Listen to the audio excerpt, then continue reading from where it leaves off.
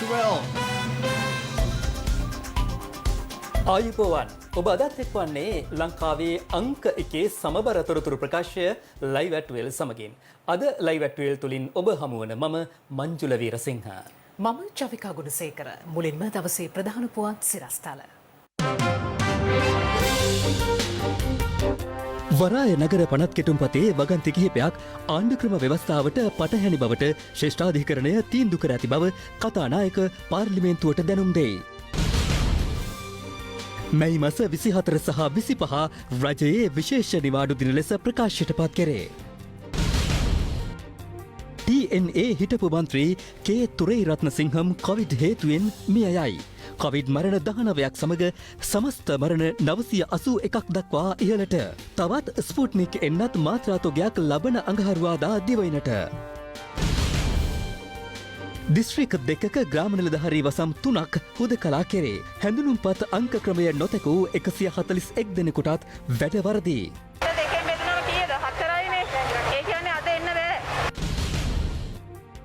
වසර 12ක් ගත වූ යුද විජයග්‍රහණය.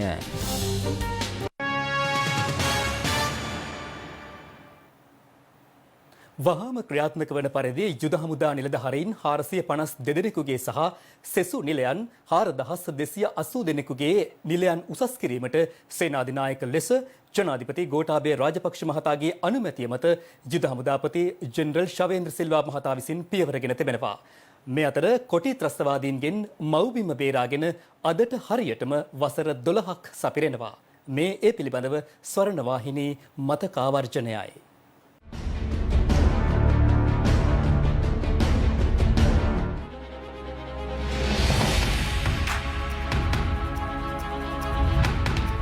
දෙමළ වැසියන් යුද සිරකරුවන් බවට පත් කරගෙන සිටි ප්‍රභාකරන් සිව්වන ඊලාම් යුද්ධය නැගෙනහිරින් ආරම්භ කළේ ජලය හා ජීවිත විසපෙවූ තුවක්කුවක ගැටගසාගෙනයි. හමුදාව ඒ විසනැසීමේ මෙහිවුම මාවිල්ලාරු භූමියෙන් ආරම්භ කළේ ජලයත් ජීවිතත් බේරා ගැනීමටයි. උත්තම අරමුණින් ඇරමි මානුෂීය මෙහිවුමට සාම්පූර් වාකරේ තොප්පිගල දක්වා ගමන් කර උපක්‍රමශීලීව නැගෙනහිර පළාත ත්‍රස්තවාදීන්ගෙන් බේරා ගැනීමට අපේ රණවිරුවන්ට හැකි වුණා. ඉන්පසු යුද හමුදාව වන්නේ කොටි ග්‍රහණයෙන් බේරා ගැනීමේ සටන දියත් කළා. එකී සැලැස්මට අනුව වවුනියාවෙන් මන්නාරමෙන් හා වැලියෝෙන් බලමුළු 3ක් ලෙස ඉදිරියට යාමේ වගකීම 57, 58 සහ 59 සේනාංක වෙත භාර කෙරුණා. අවසන් සටන උදෙසා 58 වෙනි සේනාංකයට එවකට බ්‍රිගේඩිය නිලයේ කටයුතු කළ වත්මන් යුද හමුදාපති ශවේන්ද්‍ර සිල්වා විසින් නායකත්වය ලබා දුන්නා. 57 වන සේනාංකයේ මෙහෙවීමේ වගකීම පැවරුණේ මේජර් ජෙනරල් ජගත් ඩයස්ටයි. වසර 10කට පසු 2009 ජනවාරි මස 2 වනදා LTT සංවිධානයේ හදවත වූ කිලිනොච්චිය අත්පත් කර ගැනීම සුවිසල් ජයග්‍රහණයක්. 57, 58 සේනාංක හා බැඳි රණවිරුවන් යුද හමුදාවේ 53 හා 55 සේනාංක සමග මුවමාලේ නගර කෝවිල් කොටි ආරක්ෂක වළලු බිඳ දමමින් අලිමංකඩ බලා ගමන් ආරම්භ කළා. ඒ අභීත ගමනට වත්මන් ආරක්ෂක ලේකම් මේජර් ජෙනරල් කමල් ගුණරත්න 53 වන සේනාංකයටත් 55 වන සේනාංකයට එවකට බ්‍රිගේඩියවරයෙකු ප්‍රසන්නද සිල්වාත් අණදුන්නා. ඒ ද්විත්ව සේනාංක බලයෙන් 2009 ජනවාරි මස 19 වනදා අලිමංකඩ කොටි බලකොටුව යුද හමුදාව සතු වුණේ තවත් සුවිසල් ජයග්‍රහණයක් සමගින්. භූමියට සරලන යුද උපායන් තෝරා ගනිමින් 55 වන සේනාංකයේ අවසන් ඉලක්කය වූයේ චලේ මුදාගෙන පුදුමාතලන් යුද මුක්ත කලාපයේ උතුරු සීමාවට ළඟාවීමයි. පුදුකඩිරිප්පු ජයගත් 58 වන සේනාංකය ලොව විශාලතම ප්‍රාණ ඇපකරුවන් මුදා ගැනීමේ මෙහෙයුම ක්‍රියාත්මක කළා. ඒ අනුව රණවිරුවන් අප්‍රේල් 19 වනදා රාත්‍රියේ යුද මුක්ත කලාපයට පැති 3කින් කඩා වැදුනා. 2009 අප්‍රේල් මාස 20 වනදා කොටි ග්‍රහණයේ සිටි සිවිල් වැසියන් 1,20,000ක් පමණ පණ පිටින් බේරා ගන්නට යුද හමුදාව සමත් වුණා. ඉන්පසු යුද මුක්ත කලාපේ ඉතිරි වුණේ ප්‍රභාකරන් ඇතුළු අවසන් කොටි කණ්ඩායම පමණයි. හමුදා ප්‍රහාරයකින් මැරී වැටුණු කොටිනායක වේලුපිල්ලේ ප්‍රභාකරන්ගේ මලසිරුර නන්දි කඩාල් කලපුවේ තිබී යුද හමුදාවේ 53 වන සේනාංකයේ බටපිරිස් විසින් සොයාගත්තා. මුළු ලෝකයම එදා පළමුවරට ස්වර්ණ වාහිනියෙන් දුටු ප්‍රභාකරන්ගේ මලසිරුරයි මේ. එදා ඝාතකයාගේ අවසානයත් සමග අපේ වීරෝදාර රණවිරුවන් නන්දි කඩාල් කලපුවේ සිට මෙලෙස ජයഘോഷා කළා.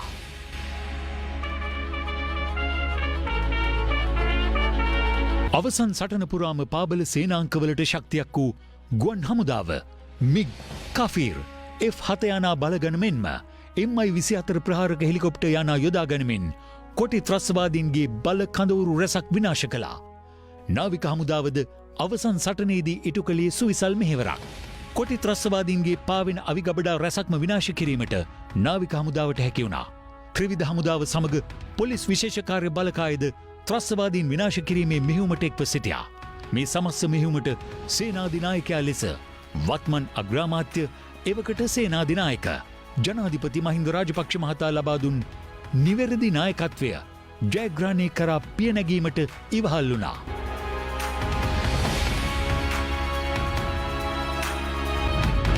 වත්මන් ජනාධිපති එවකට ආරක්ෂක ලේකම් ගෝඨාභය රාජපක්ෂ මහතාගේ මඟ පෙන්වීම මෙම විජයග්‍රහණයට විශාල ශක්තියක් වුණා.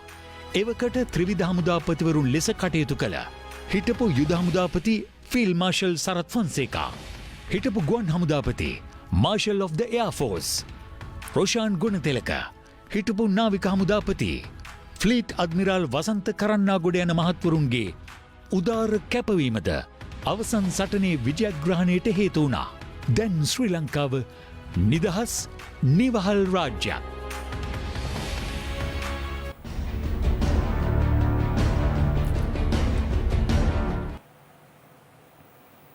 කොළඹ වරායනගර කොමිෂන් සභා පනත් කෙටුම්පත පිළිබඳ ශ්‍රේෂ්ඨාධිකරණ තීරණය කතානායක මහින්ද යාපා අබේවර්ධන මහතා විසින් අද පාර්ලිමේන්තුවට ඉදිරිපත් කළා.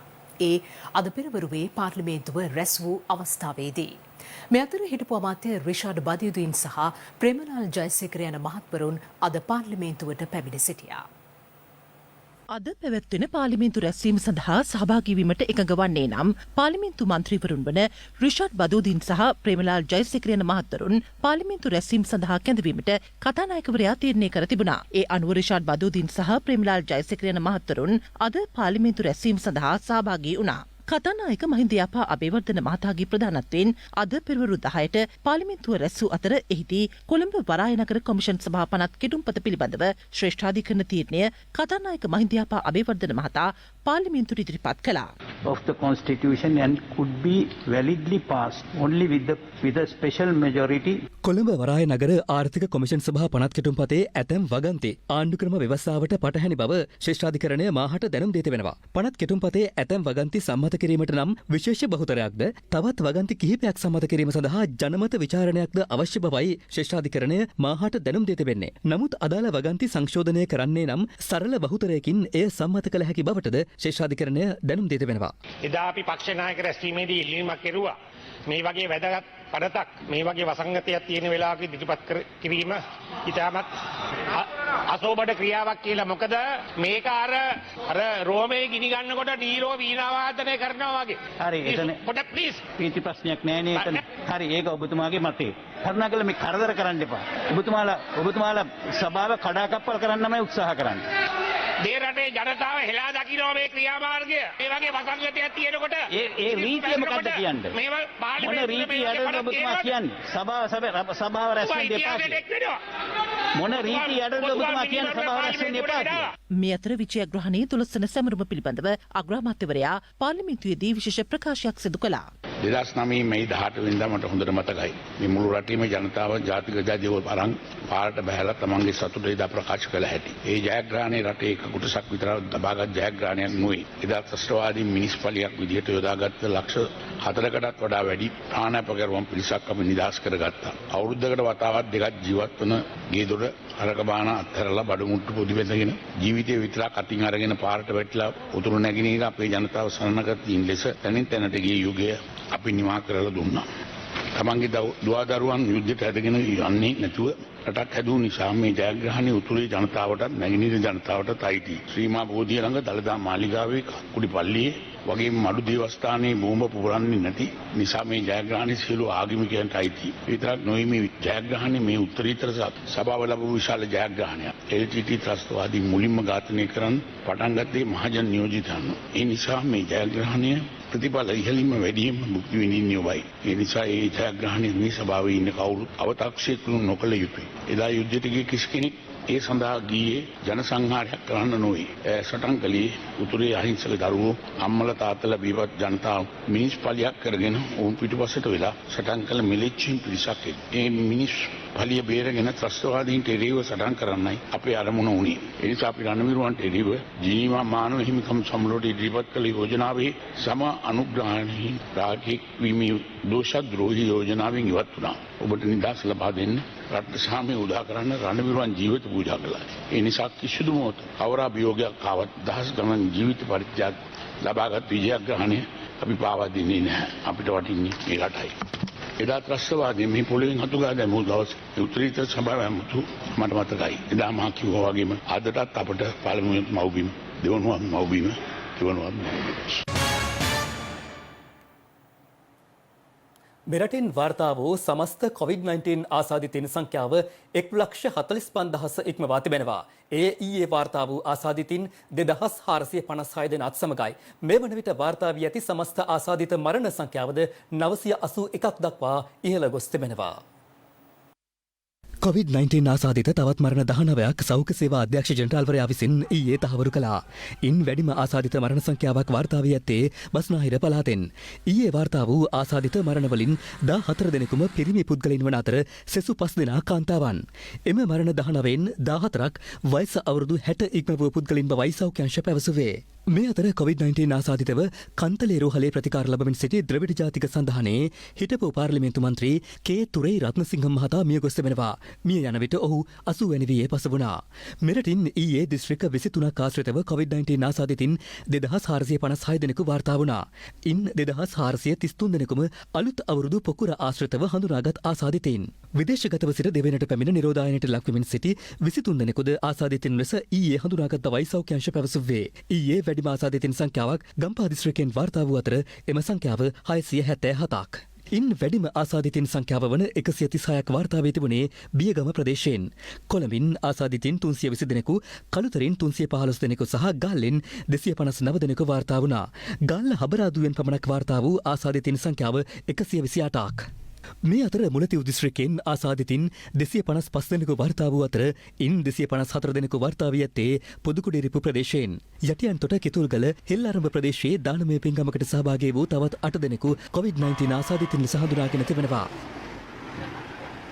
COVID-19 ආසාදනය වීමෙන් බගවන්තලාව සිරිපුර ප්‍රදේශයේදී පසුගියදා මිය ගිය අඹුසැමි යුවලගේ පවුලේ සමාජිකින් 6 දෙනෙකුටද COVID-19 ආසාදනය වී තිබෙනවා. සෞඛ්‍ය අංශ පැවසුවේ COVID-19 ආසාදනය වී දැනට ප්‍රතිකාර ලබමින් සිටින නෝවුඩ් ප්‍රාදේශීය සභාවේ සභාපතිවරයාගේ පවුලේ සමාජිකින් 30 දෙනෙකුටද COVID-19 ආසාදනය වී ඇති බවයි. මේ අතර හැටන් දික්කොය නගර සභාවේ භාෂා පරිවර්තකයා සහ ඔහුගේ පවුලේ සමාජිකින් 2 දෙනෙකු ආසාදිතින් ලෙස හඳුනාගෙන තිබෙනවා.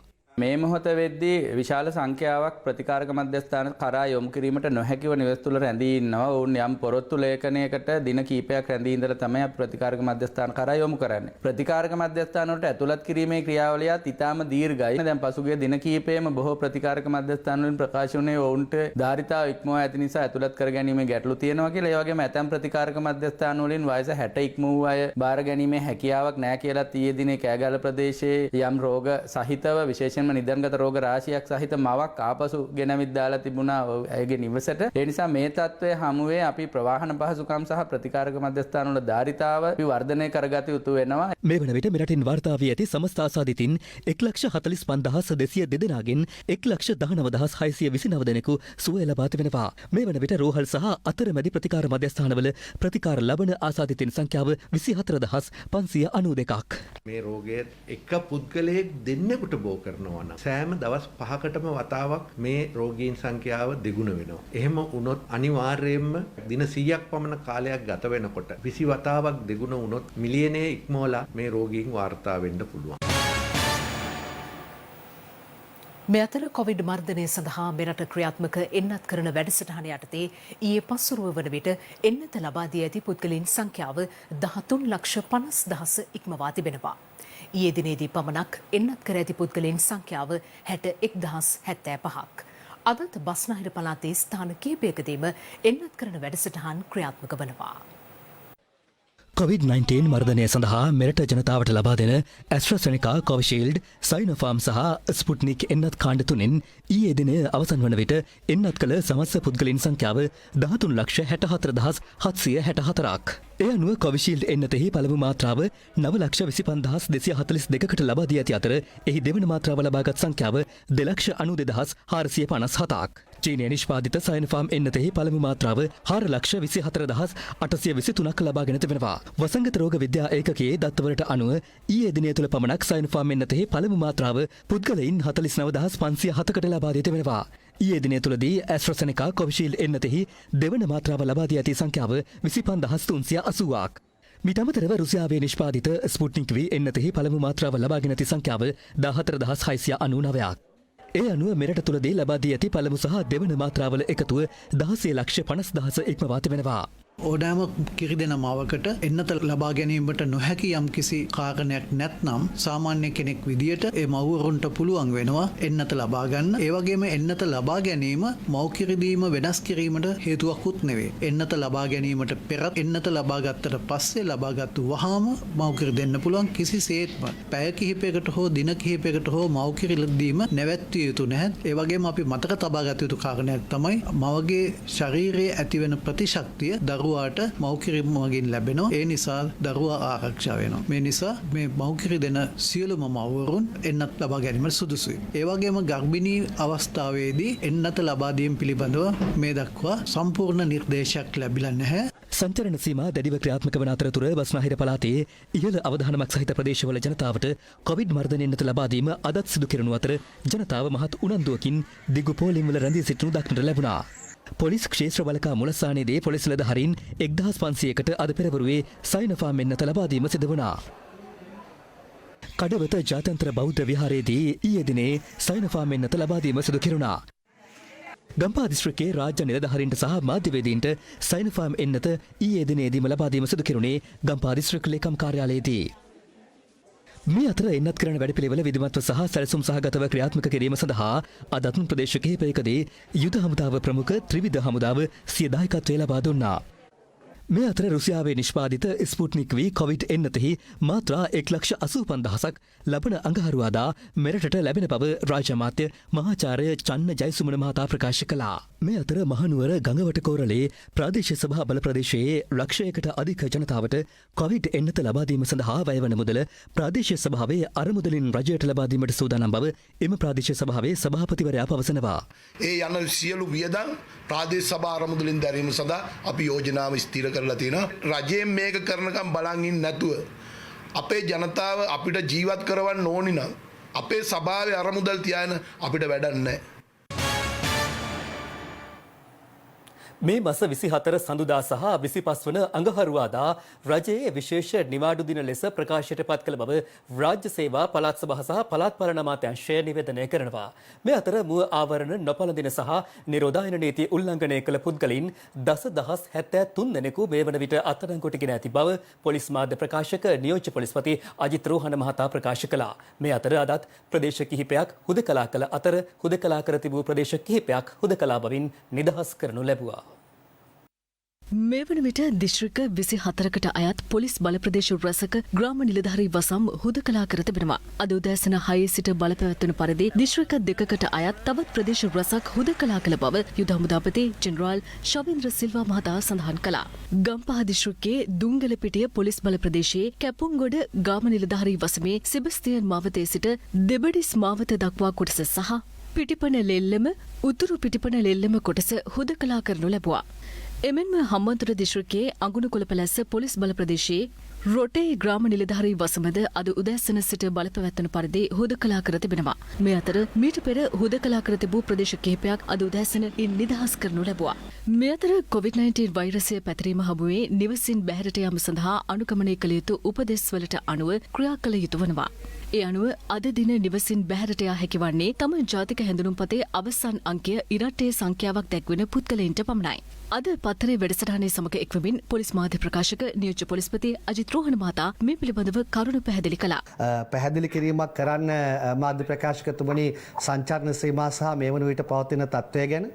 ඔව් දැන් විශේෂයෙන්ම අපි සඳහන් කරන්න ඕනේ රංගන මේ අවස්ථාවේදී දැන් උදෑසන 4 ඉඳලා කාලය තුල සංචාරණ සීමාවන් යම් ප්‍රමාණයකට ඉවත් වෙලා තියෙනවා. ඉතින් මේ කාලය තුල මේ විශේෂයෙන්ම හැඳුනුම්පතේ අංක ක්‍රමය භාවිතා කරමින් ජනතාව කටයුතු කිරීම ඉතාම වැදගත් වෙනවා. දැන් ඊයේ අපි බස්නාහිර පළාත් තුල මේ වගේ පරීක්ෂා කිරීම රැසක් ක්‍රියාත්මක කරා. නමුත් එහිදී මේ අංක ක්‍රමයට අනුගතව කටයුතු නොකරපු පුද්ගලයන් 141කට ආසන්න ප්‍රමාණයක් අපිට අත්අඩංගුවට ගන්න සිදු වුණා. ඒ වගේම තමුගේ එදිනෙදා රැකියා සඳහා ගමන් කරන එදිනෙදා කටයුතු කරන රැකියාවට යන රැකියාව විවර වෙලා නිවසින්දලා අපසු එන අයට මේක බාධාවක් වෙන්නේ නැහැ. එමෙන්ම පසුගිය ඔක්තෝබර් 30 වෙනිදා සිට මේ දක්වා කාලය තුළ නිරෝධායන නීති කඩකළ පුද්ගලයන් 10073 දෙනෙක් අත්අඩංගුවට ගෙන තිබෙනවා. නීති කඩකරන පුද්ගලයන් සොයා විවිධ ස්ථාන පරීක්ෂා කිරීම, ජංගම විලඳුම් සම්බන්ධයෙන් පරීක්ෂා කිරීම මෙන්ම බස්නාහිර පළාතෙන් පිටවන රථවාහන පරීක්ෂා කිරීමද ඊයේ සහ අද සිදු කෙරුණා. ඒ අනුව බස්නාහිර පළාතෙන් පිටතට ගමන් කළ රථවාහන 2049ක් ඊයේ දින පරීක්ෂාවට ලක් කර තිබෙනවා. මේ අතර හුදකලා කර ඇති ප්‍රදේශයකට වෑන් රථයකින් මත්පැන් තොගයක් රැගෙන යාමට උත්සාහ කළ පුද්ගලයන් දෙදෙනෙකු අත්අඩංගුවට ගැනීමට හැටන් පොලිසියට හැකි වුණා. අත්අඩංගුවටගත් සැකකරුවන් එම හුදකලා කළ ප්‍රදේශයේම පදිංචිකරුවන් වනවා. මේ අතර මේගමුව පිටිපන ලෙල්ලම ප්‍රදේශය හුදකලා කර තිබුණද ඒ පිළිබඳව නොතකා ඇතැම් මත්ස්‍ය වෙළඳුන් විලඳාම් සිදු කරන ආකාරය දැක ගැනීමට හැකි වුණා.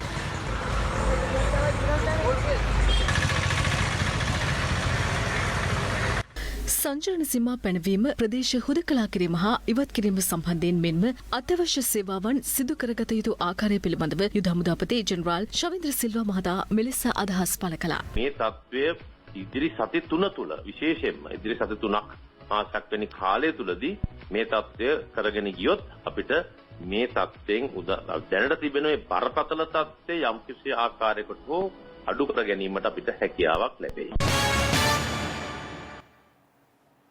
මොනරාගල බිබිල නෙල්ලියද්ද ගම්මානයේ ජනතාව විදුලිය නොමැතිවීම, වන අලි ගම් වැදීම ඇතුළු ගැටලු රැසකින් පීඩා විඳිනවා. දුෂ්කරතා රැසකට මුහුණ දී සිටින එම ප්‍රදේශයේ ජනතාව බලධාරීන්ගෙන් ඉල්ලා සිටින්නේ කඩිනමින් සිය ගැටලු පිළිබඳව අවධානය යොමු කොට ඒ සඳහා නිසි විසඳුම් ලබා දෙන ලෙසයි. මොනරාගල බිබිල මඩුල්ල ප්‍රාදේශීය ලේකම් කොට්ටාසයට අයත් නෙල්ලියද්ද ගම්මානයේ පවුල් 300කට ආසන්න පිරිසක් දිවිගෙවනවා. එම ගම්මානයේ ජනතාවගෙන් බහුතරයක් සිය ප්‍රධාන ජීවනෝපාය ලෙස සිදු කරගෙන යනු ලබන්නේ ගොවිතැනයි. මෙම ගම්මානයට 2009 වසරේදී LTTE ප්‍රහාරයක් එල්ලවන අතර ඉන් 14 දෙනෙකුට දිවි අහිමි වී තිබෙනවා. අනතුරුව වෙනත් ගම්මානයක පුද්ගලයන් පදිංචි කිරීමට බලධාරීන් කටයුතු කර ඇති අතර යුද්ධය අවසන් වීමෙන් පසු ගම්වාසීන් යලි සිය වගමන් සඳහා නෙල්ලියද්ද ගම්මානයට පැමිණ තිබෙනවා. නමුත් මෙවන විට ගැටලු රසකට මුහුණ පා සිටින එම ජනතාව ප්‍රධාන වශයෙන්ම පීඩා විඳින්නේ වන අලි ගැටලුවෙන්. පිච්චට ඔළුව තියලා තල්ලු කරලා මේ. තල්ලු කරලා තමයි මේ කඩලා තියෙන්නේ. එහා පැත්තේ පිච්චත් කඩලා තියෙන පිච්ච දෙකක් කඩලා තියෙනවා එහා පැත්තේ කාමරේ. නෙල්ලියද්ද සිට මහ ඔය දක්වා දිවෙන කිලෝමීටර් 28කින් යුත් මාර්ගයේ කිලෝමීටර් 13ක කොටසක් දැඩි ලෙස අබලන්ව ඇති බවද ගම්මුන් පවසනවා. ඉතින් අලි හිටියත් දෙයනේ රෑකට පැලකට වචන පාරක් තිබිලා එපා. මහ පාරුලුත් එක වැහි. තිබුණු බෝකුත් කඩාගෙන ගිහින්. හරි මහ පාරක්වත් නැහැ දැන් ඊට පස්සේ. එමෙන්ම බලපත්‍ර තිබියදී වන සංරක්ෂණ නිලධාරීන් නව මායිම් යොදා තම ඉඩම් අත්පත් කරගන්නා බවටත් ඔවුන් චෝදනා කරනවා. අවුරුදු 35ක් වැඩ කරගෙන ඉන්න බිමනේ. ඔප්පුවම් වල අවුරුදු 28ක් වෙනවා. මේ කණු දාලා තියෙනවා අත්‍යෝ. මේගොල්ලෝ පැලවගාවක් කරනවා කියලා මේ බලහත්කාරකමින් ඔප්පු ඉඩම් මගේ විතරනේ තව කීප දෙනෙකුගේ ඉඩමුත් එක්ක අරන් තියෙන්නේ. ඊට පස්සේ මේවට අතුල් වෙන්න එපා නඩු දානවා කිව්වා. මේ වන විට කිසිදු බලධාරියෙකුගේ අවධානයට යොමු නොවුණු මෙම ගම්මානයේ ජනතාව තමන් මුහුණ දෙන ගැටලු සඳහා නිසි විසඳුම් ලැබෙන තෙක් මග බලා සිටිනවා.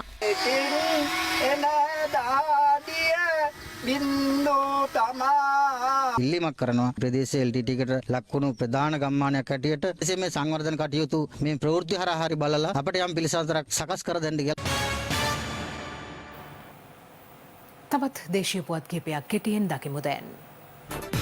අක්කරපත්තුවේ සිට හැටන් දක්වා ධාවනය වූ මෝටර් රථයක් රාගල පොලිස් වසමට අයත් සූරියකන්ද ප්‍රදේශයේදී අන්තරකට පත්ව තිබෙනවා. වේගය පාලනය කර ගැනීමට නොහැකිව මාර්ගයේ තිබූ දුරකථන කණුවක ගැටි අඩි 100ක පමණ ප්‍රපාතයක පිහිටි රාගල නුවරඑළිය ප්‍රධාන මාර්ගයට මෝටර් රථය පෙරළී ගොස් තිබෙනවා. මෙම අනතුරින් මෝටර් රථයේ ගමන්ගත් දෙදෙනෙකු තුවාල ලබා රෝහල්ගත කර ඇති බවයි නුවරඑළිය පොලිසිය පැවසුවේ. ගිනිගත් හේන අඹගමුව කහවතුර ඇලරක්ෂිතයේ නීති විරෝධී ලෙස මත්පැන් පෙරමින් සිටි සැකකරුවෙකු ගිනිගත් හේන පොලිසිය මගින් අත්අඩංගුවට ගෙන තිබෙනවා. COVID-19 වසංගත තත්ත්වයත් සමග පීඩාවට පත්ව සිටින මාතලේ දිස්ත්‍රික්කයේ ගොවි ජනතාවගේ අස්වැන්න මිලදී ගැනීමට කාගිල් සමාගම ඉදිරිපත්ව සිටිනවා. අස්වැන්න විකුණාගත නොහැකිව ඉතා අසරණ තත්ත්වයට පත්ව සිටින ගොවි ජනතාවගේ අස්වැන්න ඕවිල්ල ප්‍රදේශයේ පිහිටි අස්වැන්න එකතු කිරීමේ මධ්‍යස්ථානය හරහා ගොවින්ගෙන් ඍජුවම මිලදී ගැනීමට කාගිල් සමාගම කටයුතු කර තිබෙනවා. සමුගන්නයි මේ සූදානම. සුබ දවසක්.